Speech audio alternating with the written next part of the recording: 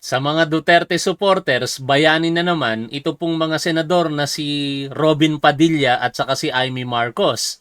Pero sa ating mga naghahanap ng pananagutan, malamang sa malamang nabuisit po kayo sa mga napakinggan na naman po natin kanina. Ang tinutukoy po natin ay ito pong mistulang pagtatanggol, pag-aabogado ng dalawa pong senador na ito, si Robin Padilla at saka ito pong si Amy Marcos. Kailan kaya talaga sila magiging impartial sa pagdinig na yan, kaugnay ng impeachment ni Sara Duterte? Mukhang malabo talagang mangyari.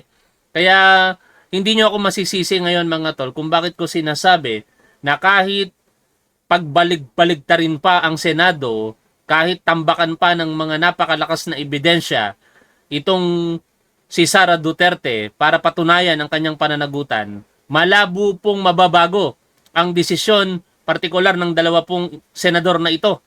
Hindi po natin yan inaasahan na sila po'y boboto pa para i-convict itong si Sara Duterte. Bagkos, syempre, para i-acquit ang vice-presidente.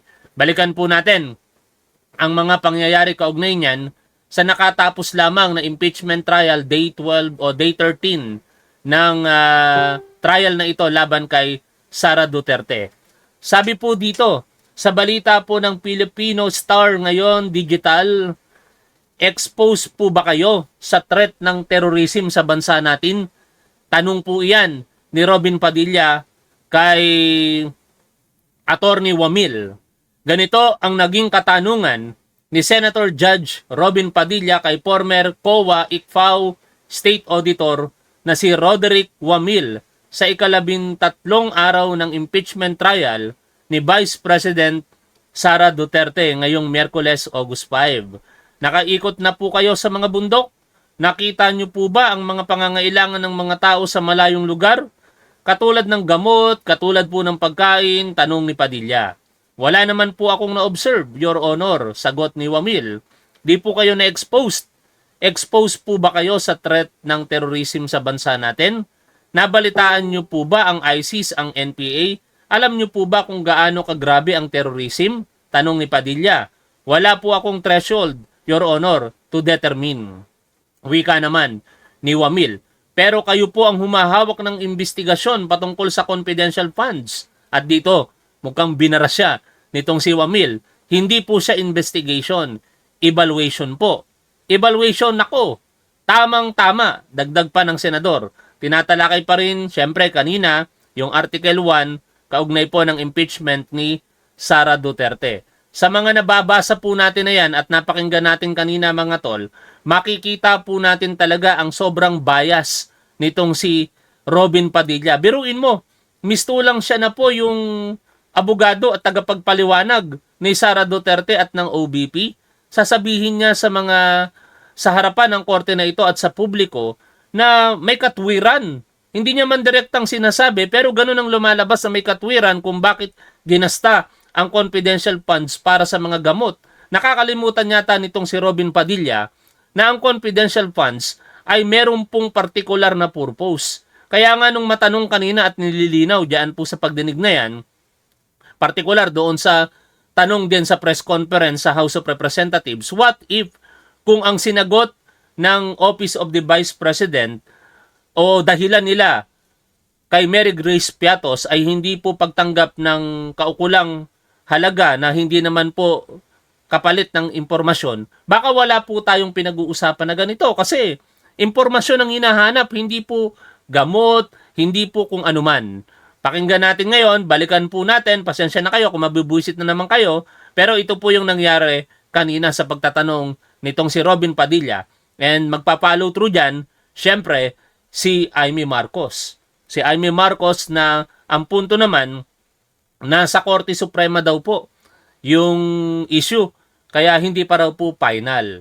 Ang maganda lang din sa nangyari kanina, nilinaw din nitong si Presiding Officer Chis Escudero, napakagaling ni Chis Escudero bilang Presiding Officer mga tol, ang talino, ang husay niya sa totoo lang.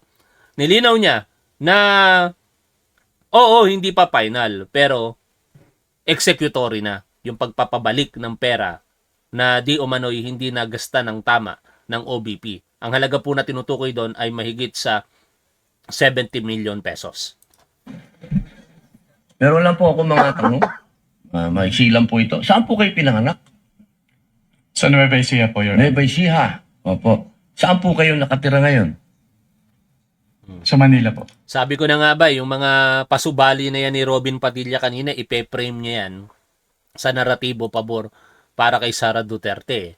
Nung nagtatanong pa lamang siya sa witness kung saan pinanganak, saan na-assign, saan ganito, ganyan, isisingit niya kinalaunan yung mga lugar na pinaniniwala ang mataas ang insurgency, terrorism at kung ano-ano pang banta sa ating seguridad at kaligtasan. Isiningit pa dyan yung sa ikalawang round yung mga petsa na ito ay anibersaryo o pagtitipon ng pagdiriwang ng NPA, CPP-NPA. Alam niyo mga tol, December at March ang foundation anniversary ng CPP-NPA eh. Kaya alam na alam ni Robin Padilla kasi sabi niya komunista siya. Sabagay hindi naman natin hindi niya naman din malilingid sa lahat na siya mismo ay namundok noon. Inamin yan. At sinabi ni Angel Locsin, at the same time, meron pong picture ito ni Jose, yung Marie season ba yun? Yung dating, yung namayapa ng chairman ng CPP-NPA. Ang dahilan, kaya niya binabanggit yun, para naman pangatwiranan na naman yung paggasta ng confidential funds na nataon December, particular 2022. You see mga tol, ganito po ginagaslight nitong si Robin Padilla ang publiko. Sabagay, tayo naman pong mga nag-iisip ng tama, hindi na tayo malilinlang po ng mga ganyang panggagaslight. Ang masakit lamang, maririnig na naman yan ng mga kapwa natin Pilipino na mga DDS at hindi naman kasi nag-iisip ang mga yon kung di paniniwalaan na lang nila at patuloy silang malulugmok sa mga ganitong panglilinlang sa harapan po ng publiko. Manila. Saan po kayo nag-aral? Central Luzon State University po, nung accountancy, and then Saan Arellano po, University ng Juris Doctor po. Okay. Saan po kayo nakaikot na sa bansa natin? Nakaikot na po ba kayo ng Mindanao, sa Bicol? Marami na po akong naikutan, hindi ko na po maalala lahat. Sir. Opo. Kayo po ba ay nakarating na sa BARM? Pero alam niyo mga tol, maisingit ko lang baka makalimutan ko eh. Pinupuri ko tong witness na to, no? Kahit siya'y sabi niya anxious noong unang pagharap niya dito, naninindigan siya sa kanyang trabaho. Sinasagot-sagot niya si Senator Amy Marcos eh. Tama naman yan hanggang sa syempre mapagsabihan na siya dahil hindi po appropriate yun para po sa isang witness. Pero makatwiran naman kasi yung mga sinasabi niya, mga tol. Gustong palabasin nitong si Amy Marcos na siya tama, tapos mali itong sinasabi ng witness. Yes po, Your Honor. Opo. Saan po sa BARM? Sa Sulu? Sa Basilan? Maguindanao? Hindi niyo po matandaan? Hindi Maubos ko po po yung oras ko. matandaan, Your Honor, kung saan. Bicol po. Nakaikot na po kayo sa Bicol? Yes po, Your Honor. Saan po sa Bicol? Sa Camarines Norte? Sa Camarines Sur po. Sur? Sa Norte, hindi pa po. Hindi ko po maalala kung Nakaikot na po kayo sa mga bundok. Saan po, Your Honor? Mga bundok. Yes po, Your Honor. Nakita niyo na po ba ang pangangailangan ng mga tao sa malayong lugar? Katulad ng gamot. Katulad po ng pagkain.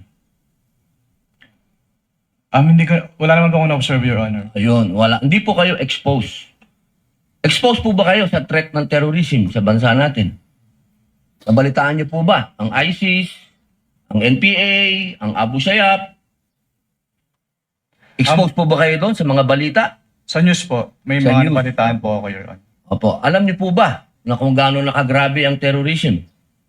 Wala po akong threshold, Your Honor, to determine that. Wala po. Pero kayo po ang humahawak ng investigasyon patungkol sa confidential fund. Tama po ba? Hindi po siya investigation, evaluation po. Evaluation, ako, tama-tama. Ibig po sabihin, kahapon po, sinabi ninyo na gumawa lang kayo ng preliminary investigation. Tama po ba? Preliminary inquiry.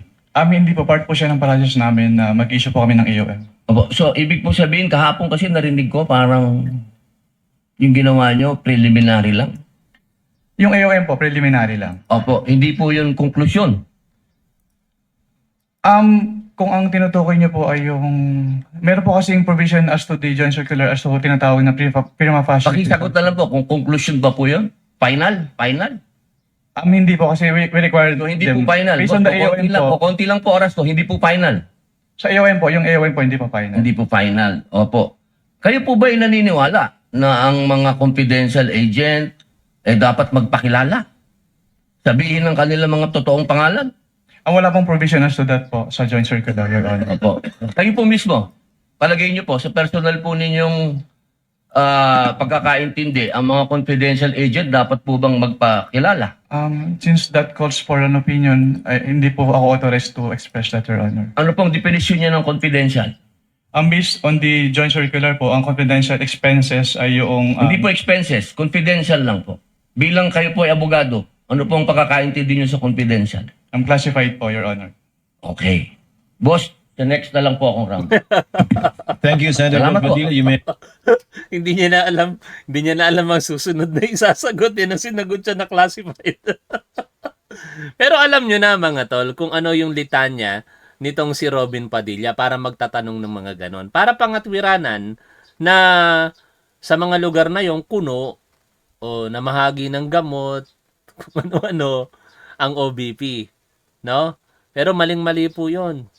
Pwede naman pong mamahagi ang OBP ng mga tulong na yon nang hindi po ginagamit ang confidential funds. Ang laki-laki po ng budget nung unang taon na ipinagkatiwala po sa kanila, di ba? Umabot yata ng nasa more or less 2 billion pesos ang naging budget ng OBP.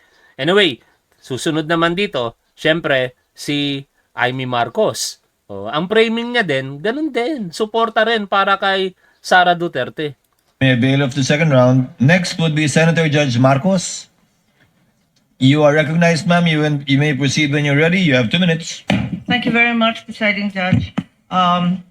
Okay, kanina tinabi mo na hindi ka umabot doon sa notice of disallowance pero andun pa rin sa ICBAO nung na-release yung notice of suspension, di ba? Yes po, Your Honor. Okay. So, doon sa notice of suspension, katulad ng disallowance, na sabi mo, kahit wala ka na ron, you were made aware kasi nabalitaan mo, pinagbawal ba ng COA yung mga confidential expenses dahil peke o fictitious, gawa-gawa lang yung mga AR?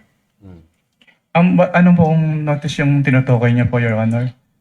Doon sa mga AR ng OVP, meron bang sinabi na gawa-gawa lang, hindi tuna? Gusto niyang palabasin na porket yun ang mga pangalan, total wala namang sinabi ang COA, walang magiging pananagutan. Ewan ko sa mga utak ng ganitong senador, mga tol, yung mga ganitong katanungan malinaw na hindi po clarification eh. No? Ito po ay pagpe-frame sa public na tama ang ginawa ng OBP sa pangunguna nitong si Sara Duterte. Tinutulungan nila si Sara Duterte basically na malinis sa harapan ng publiko. Ay, peke. Dahil hindi po yan yung focus ng audit namin, wala po may basis para magkaroon ng findings po dun sa mga sinasabi niyo. So, ang sagot, no. Walang sinasabi na fictitious yung AR. At doon sa AOM, pati sa suspension, gano'n na rin sa ND, sinabi ba ng COA na yung AR and documentary evidence of payments, yung DEP, peke, falsipikado, huwad? Since hindi po yan yung focus ng audit po namin, wala po kaming findings about that, Your Honor. Sinabi ba doon na falsipikado yung DEP at saka yung AR? Na it was forged, kumbaga? Wala pong ganong findings, Your Honor. Wala rin, di ba? At doon sa mga pangalan ng mga recipient ng award, tama ba ako sa pagkaintindi na hindi rin sinita ng COA yung mga kakaibang pangalan tulad ng Mary Grace Piatos, Andy Lim, etc. Ang sinabi at binanggit talaga ng COA ay yung mga datos na hindi tumutugma. Tama ba? Since what we did is compliance audit po at wala namang provision yung circular as to the use of aliases, yes po, wala po kaming findings po. Kasi sabi mo nga, neither allowed nor prohibited. Tama po. So, doon sa AOM at sa notice of suspension, the names of these reward recipients was never raised by COA. Di ba? Yes po. Tama. Dahil nangyayari talaga na kakaibang pangalan ang binibigay kapag confidential or intelligence fund. Oh, that's the point. No? Oo, nandun na tayo. Pero, along the questioning sa witness na ito, na-establish din, di ko matandaan kung si Senator Judge Miguel Zubiri yung nagtanong, na sa kanyang experience nung siya Senate President pa, inopen niya yung mga confidential expenses, particular, yung mga sinumite din na mga datos at napakarami nun. No? Unlike dito sa OBP na wala pong ganun at kung susuriin, hindi talaga nila masabi kung existent ba itong mga pangalan na ito sa katauhan ng mga binigyan nila. Yun ang pinakapunto. Walang problema sa paggamit ng alias, Senator Amy Marcos. Huwag mong palabasin na porket gumamit ng alias Mary Grace Piatos outrightly tama na ang OBP. Ang hinahanap ngayon ng tao na ang alias na yan na si Mary Grace Piatos ay kung totoo ba o hindi.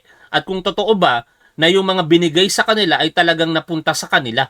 Dahil sinasabi, no other than ng susunod marahil na mga witness dito, particular si Ramil Madriaga, na wala pong katotohanan ng mga yan, bagkos dinala niya, kung paniniwalaan natin ngayon ang testimonya ni Ramil Madriaga sa House hearing, sa iba't ibang lugar at iba't ibang personalidad. Kaya wag tayong masyadong magpapalinlang sa mga framing na ginagawa po nitong dalawa po na senador na ito, si Robin Padilla at saka itong si Amy Marcos. Ang kailangan nating malaman ng mga tol, ebidensya. Hindi po yung pag-assume ng mga bagay na porket hindi kina-qualify ng COA o hindi sinasabi sa kanilang circular na dapat maging malinaw kung sino yon, agad na po nating i-dismiss na meron pong ginawang pagkakamali itong si Sara Duterte.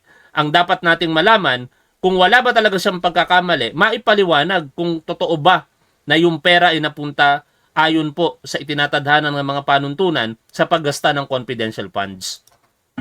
Kaya isa pang tanong ko, doon sa notice of suspension, pati Oy, may nag-send pala ng jewels. Maraming salamat Sino to?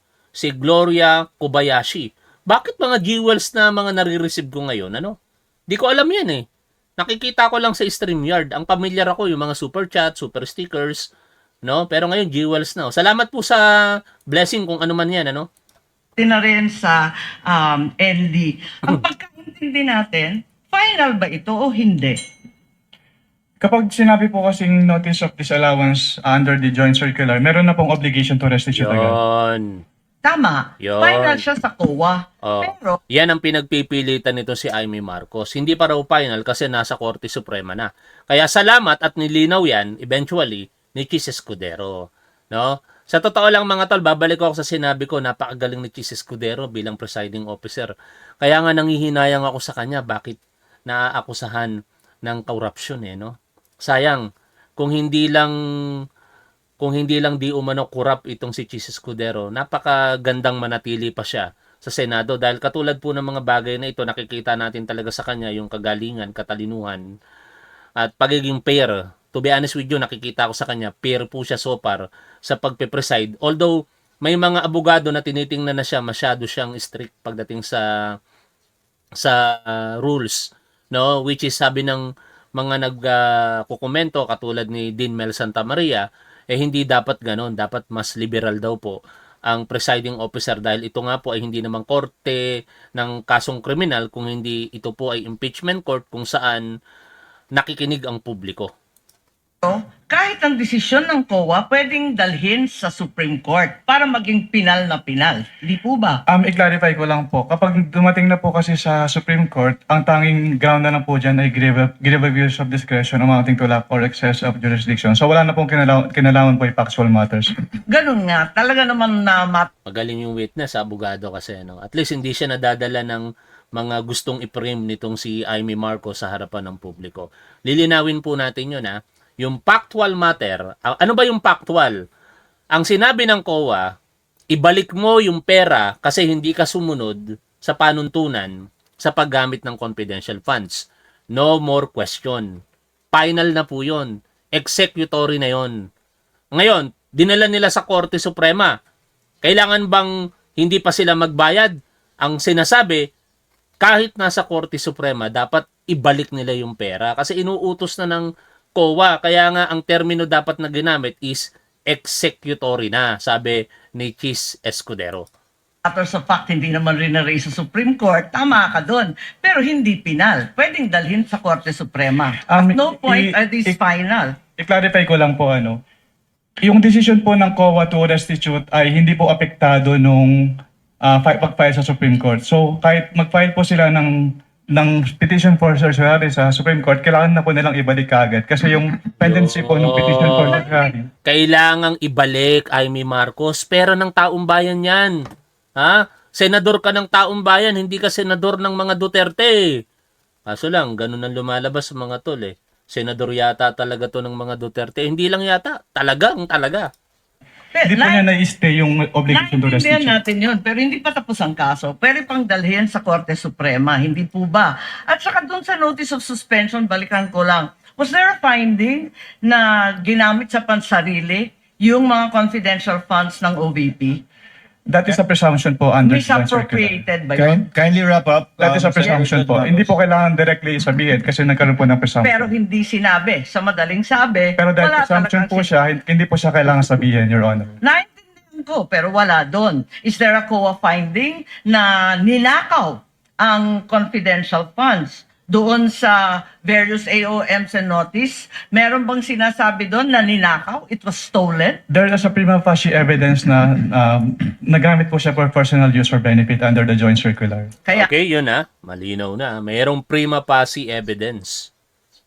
Ha? At dahil nga po sa findings na yun ng COA, sinasabi ng COA na ibalik ang 70 million pesos. 70 million plus yun eh. Bakit ayaw pa rin ibalik hanggang ngayon? No? O, dahil nasa Korte Suprema? Sige, tingnan natin kung ano mangyayari dyan. Pero ang punto, mga tol, huwag magpapaniwala sa mga ganitong senator judges. Nakalulungkot lamang kasi senator judges sila pero kitang-kita po natin yung pagkiling po nila. Pabor na pabor para kay Sara Duterte. At senyalis na yan na yung boto nila kahit gaano kalakas ang ebidensya laban kay Sara Duterte, mananatili po iyon para po sa isang direksyon lamang. Hindi po for conviction, kung hindi for acquittal. No? Baka puputi na buhok po natin lahat. No? Pero itong dalawang senador na ito, sabi nga ni Robin Padilla, kahit sunugin siya, amoy Duterte siya. Kaya hindi yan tatalikod. We are hoping na sana makonvict si Sara Duterte dahil malakas ang paniniwala natin na siya ay may pananagutan talaga. Kaso lang, until now, hindi ko makumbinsi sarili ko eh. Kapag ka binibilang ko yung mga senator judges, talagang ang hirap isipin na makakuha ng 16. Ang mas nakikita ko, 9 na mga senador, sigurado na pabor para kay Sara Duterte. Yung dalawang nakakulong, kahit hindi makapag-participate makaboto, automatic naman yon. Na-acquittal yon, si Bato de la Rosa na napabalitang na-aresto, nahuli na kagabi, pero wala namang naging konfirmasyon. Bagkus, sabi nga ni Yusek Clear, panggugulo lamang yan sa impeachment ni Sara Duterte o kung anumang mga rason nila. Tapos yung iba pang mga senador dyan na alam naman natin kung appropriate ba ang tamang termino na to, himudpuet sa mga Duterte. O hanggang dito na lang muna ang katinang lalamunan ko. Maraming salamat po sa inyong lahat. Lagi po nating tandaan kung ano ang tama at dapat doon po tayo. Keep safe. See you always. Bye for now mga tol.